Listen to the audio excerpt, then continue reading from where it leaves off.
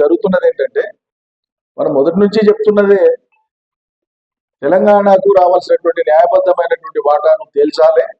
ఇది తేల్చామంటే 10 ఏళ్ల టైం తీసుకున్నారు, ఇప్పటిదాకా తెలిసింది. ఇది ఒక అంశం.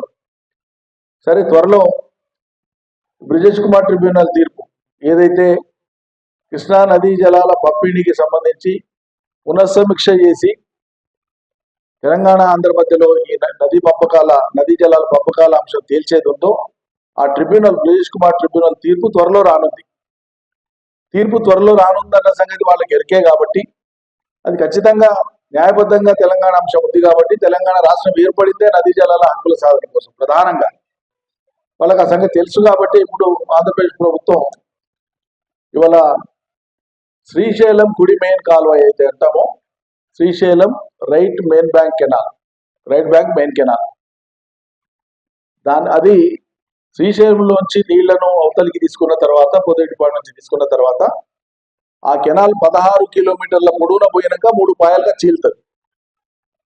అయితే ఆ మెయిన్ కెనాల్ అయితే 16 కిలోమీటర్ల కెనాల్ ఉందో దానికి ప్రస్తుతం అమల్లో ఉన్నటువంటిది దాదాపు 55,000 క్యూసెక్ల నీటి పరిమాణం పోయేటట్లుగా ఆ కెనాల్ ఉంది.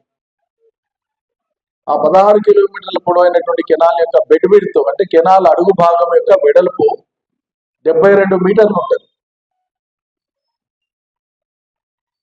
అది అట్లుండగా ఎప్పుడైనా ఒక కెనాల్ యొక్క ఎక్స్కవేటెడ్ షేపే కాకుండా సెక్షన్ చేసి తవ్వి వదిలిపెట్టడమే కాకుండా దాంట్లో వదిలినటువంటి నీళ్లకు ఆ కెనాల్కు మళ్ళీ మోడలైజ్ చేసి లైనింగ్ చేసి దాంట్లో నీళ్ళు వదిలేటువంటి దానికి చాలా వ్యత్యాసం వస్తుంది. లైనింగ్ చేసినప్పుడు ఏమవుతుందంటే వాటర్ క్యారింగ్ కెపాసిటీ పెరుగుతుంది. అంటే ఈ కెపాసిటీ పెంచడం ద్వారా ఆ కెనాల్లో 90,000 క్యూసెక్ల నీటి పరిమాణం పోయేటట్లుగా దాన్ని ఆధునీకరించేటందుకు కోసం ఇవాళ ఆంధ్రప్రదేశ్ ప్రభుత్వం పూనుకుంటున్నది, పనులు ప్రారంభిస్తున్నది. తెలంగాణ ప్రభుత్వానికి ఏమో నిమ్మకు నీరెత్తినట్లు ఏం పడతలేదు వాళ్ళకి. ఇక ఉన్న నీళ్లు వాడుకునేటువంటి తెలివి లేదు. ఇంకోవైపు అవతల ఆంధ్రప్రదేశ్ ప్రభుత్వం చేస్తున్నటువంటి ఈ రకమైనటువంటి దుర్మార్గానికి అడ్డుకట్ట వేసేటువంటి ప్రయత్నం చేయట్లేదు.